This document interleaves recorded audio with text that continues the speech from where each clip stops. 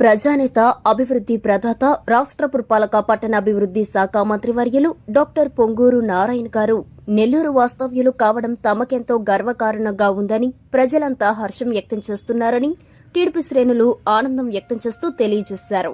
విపత్కర పరిస్థితుల్లో ప్రజలను ఆదుకునేందుకు మంత్రి నారాయణ చూపిన చొరవ, చేసిన సహాయం ఎన్నటికీ మరువలేనిదంటూ వారన్నారు. మంత్రి పొంగూరు నారాయణ ఆదేశాలతో శుక్రవారం నెల్లూరు నగర శివారు ప్రాంతాల్లో తుఫాన్ ప్రభావంతో నష్టపోయిన ఇళ్లను సందర్శించి బాధితులతో టీడీపీ శ్రేణులు మాట్లాడారు. ఈ క్రమంలో నగరంలోని శివారు ప్రాంత బాధితులకు మధ్యాహ్న భోజనం అందజేసి ప్రభుత్వం ద్వారా అందుతున్న సహాయాన్ని వారు బాధితులకు వివరించారు.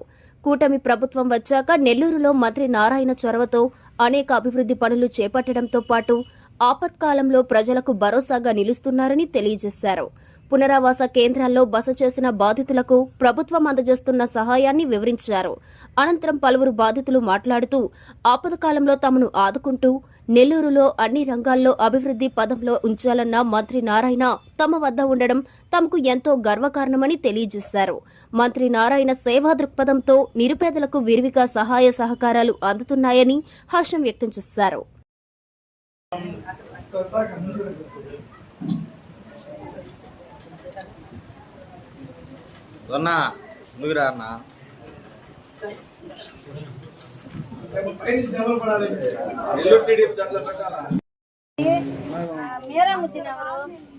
వాళ్ళ ఇంటి పక్కన వాళ్ళు చిన్న వాళ్ళ ఇంటి పక్కన వాళ్ళు మీరా మేకలు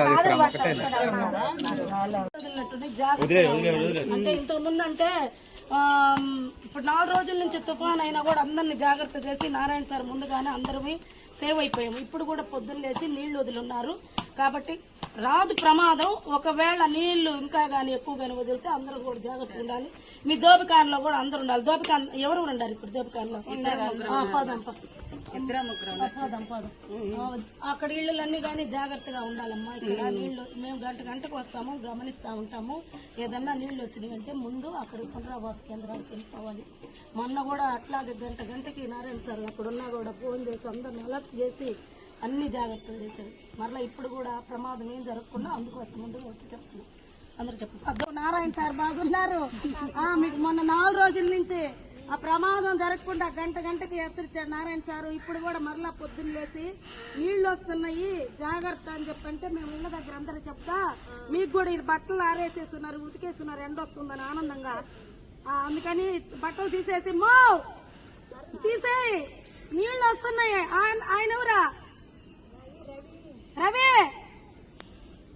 ఓ రవి తీసేస్తున్నారు. నీళ్లు వస్తున్నాయి చూడు, జాగ్రత్త.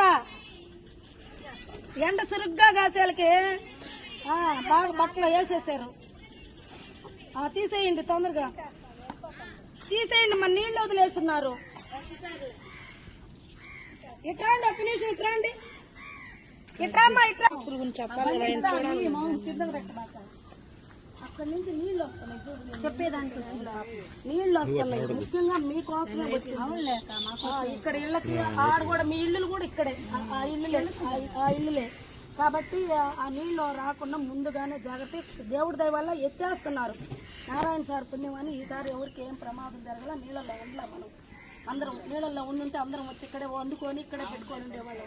అలాగే ఇప్పుడు కూడా ఏమి ఇబ్బంది జరగకూడదని ముందుగానే చెప్తున్నారు. మీరేదో ఎండ బాగా సరిగ్గా కాస్తుందని ఎండ సరిగ్గా కాస్తుందని చెప్పేసి అసహ్యం ఉంది కాడ పక్కన ఎండ కాస్తుంది, గుడ్లన్నీ అరచరు తీసేయండి, నీళ్ళు వచ్చేస్తా ఉంటాయి. అదే చెప్తుంది నీళ్లు వస్తాయి జాగ్రత్తగా ఉండండి అని నారాయణ సార్ ఇప్పటికి 2 సార్లు కాన్ఫరెన్స్ తీసుకొని చెప్పారు. తర్వాత ఇంకొకటి కూడా ఎట్లా మీరు ఉన్నారు కాబట్టి నేనేం చేస్తానంటే బండి ఒకరికి వచ్చి ఒకరికి రాకపోతే ఇబ్బంది. అందరూ కూడా బండ్లు పెట్టరు మీరు అర్చుకుల్లో కదా. నేనేం చెప్పానంటే అందుకని ఐరన్ బాక్సులు ఏంటి సార్ మా వాళ్ళకి అని చెప్పా. ఐరన్ బాక్సులు ఇస్తానని సార్ మాట ఇచ్చారు. సరే ఏదో నువ్వు కరెక్ట్ గా ఐరన్ చేయాలి, చేయకపోతే మరలా ఇది కాదు పేర్లు రాసి లిస్టు నువ్వు ఇవ్వు నా కాడ. ఆ అమ్మాయి కోఆర్డినేటర్ తీసుకెళ్లి సార్కి ఇస్తుంది, అప్పుడు ఇస్తారు. ఇప్పుడు ఏంటంటే రాసి మరలా రాసి ఇవ్వలేదు. ఇప్పుడు ఏంటంటే నీళ్లు వస్తున్నాయి కాబట్టి జాగ్రత్తగా చెప్పేదానికి వచ్చే జాగ్రత్తగా ఉండండి. ఇల్లులు కూడా అయ్యా కదా, అందుకని అవి కూడా చెప్పొచ్చాను, అందరికి చెప్పాను, నీళ్లు చెప్పాను.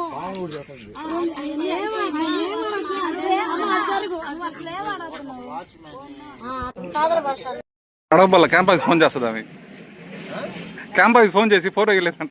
రోజుల క్రితం జరిగిన తుఫాన్ హెచ్చరికలతో దాదాపు రాష్ట్రంలోనే నెల్లూరు నగరంలో నెల్లూరు జిల్లాలోనే భారీ వర్షాలు కురిసినాయి.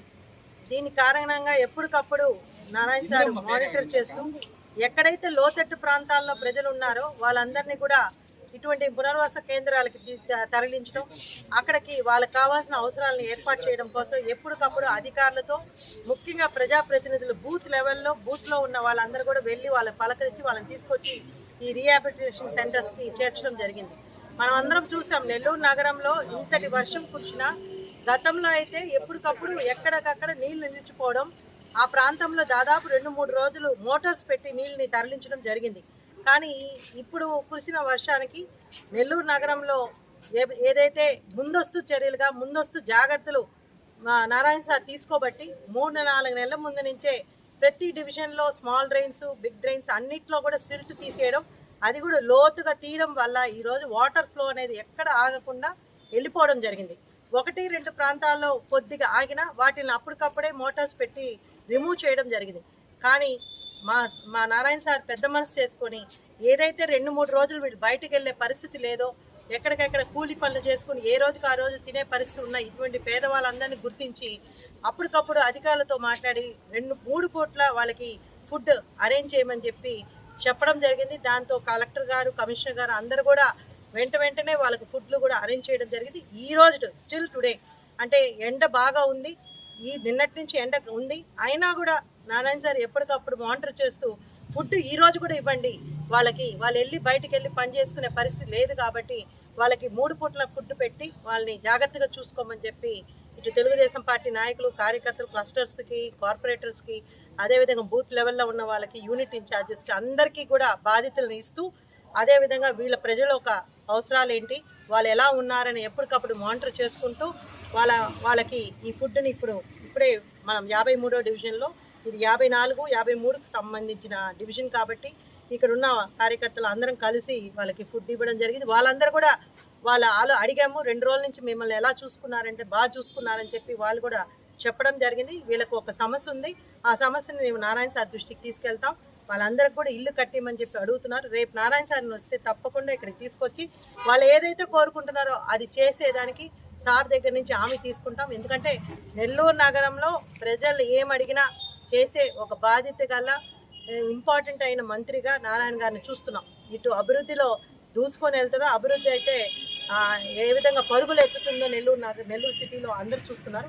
అదేవిధంగా ఇలాంటి సమయంలో కూడా ఇటువంటి ఉపద్ర పరిస్థితి వచ్చినప్పుడు ఇమీడియట్గా ఆదుకునే దాంట్లో కూడా నారాయణ గారు నంబర్ 1 అని చెప్పి మనందరికీ తెలుసు. కాబట్టి వాళ్ళు అడిగే కోరికను కూడా తప్పకుండా సార్ దగ్గరుండి తీరుస్తారని చెప్పి నేను వాళ్ళందరికీ సార్ తరఫున నేను హామీ ఇస్తూ వెళ్తున్నాను. Thank you.